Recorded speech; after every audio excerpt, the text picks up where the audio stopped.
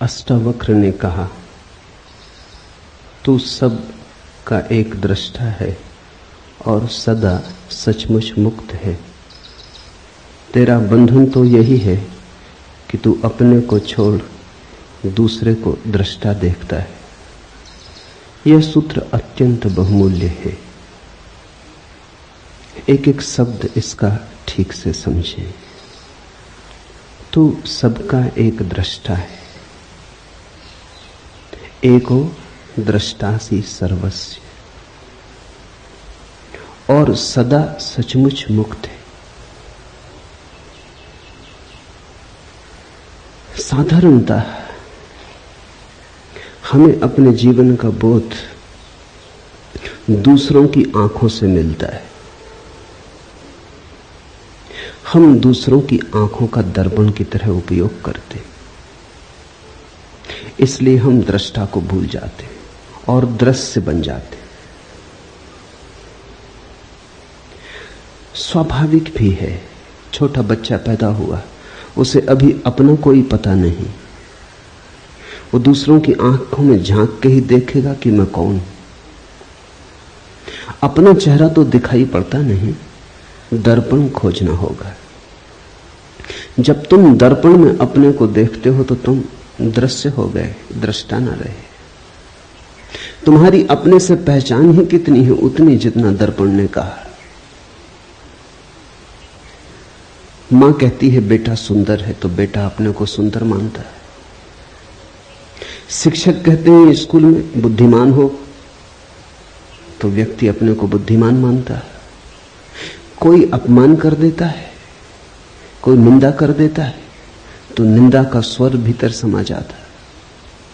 इसलिए तो हमें अपना बोध बड़ा भ्रामक मालूम होता है, क्योंकि अनेक स्वर से मिलकर बना है, विरोधी स्वरों से मिलकर बना है।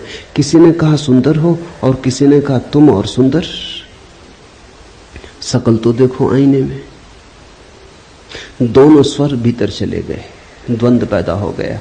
किसी ने कहा बड़े बुद्धिमान हो और किसी ने कहा तुम जैसा बुद्धू आदमी नहीं देखा। दोनों स्वर भीतर चले गए, दोनों भीतर जुड़ गए। बड़ी बेचैनी पैदा हो गई, बड़ा द्वंद्व पैदा हो गया। इसलिए तो तुम निश्चित नहीं हो कि तुम कौन हो।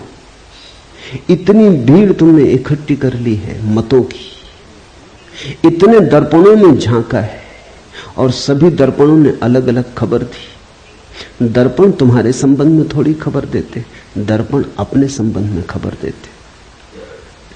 तुमने दर्पण देखे होंगे जिनमें तुम लंबे हो जाते, दर्पण देखे होंगे जिनमें तुम मोटे हो जाते, दर्पण देखे होंगे जिनमें तुम अति सुंदर दिखने लगते, दर्पण देखे होंगे जिनमें तुम अति कुरूप हो जाते, अष्टावक्र हो जाते। दर्पण में जो झलक मिलती है वो तुम्हारी नहीं है, दर्पण के अपने स्वभाव की है।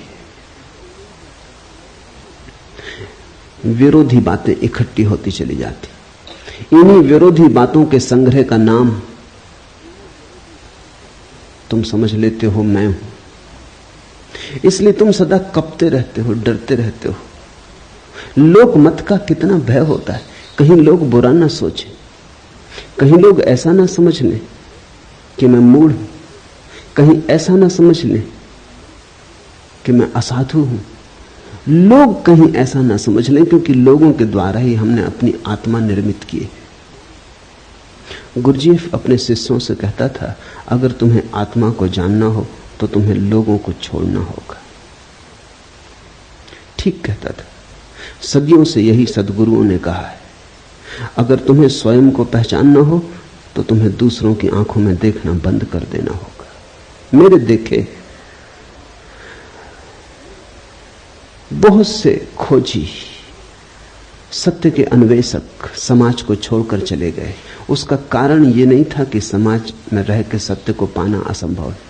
उसका कारण इतना ही था, समाज में रह के स्वयं की ठीक ठीक छवि जाननी बहुत कठिन है। यहां लोग खबर दिए ही चले जाते हैं कि तुम कौन हो। तुम पूछो न पूछो, सब तरफ से झलकें आती ही रहती हैं कि तुम कौन हो।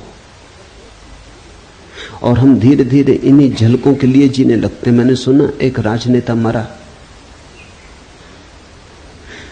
उसकी पत्नी 2 वर्ष पहले मर गई थी। जैसे ही राजनेता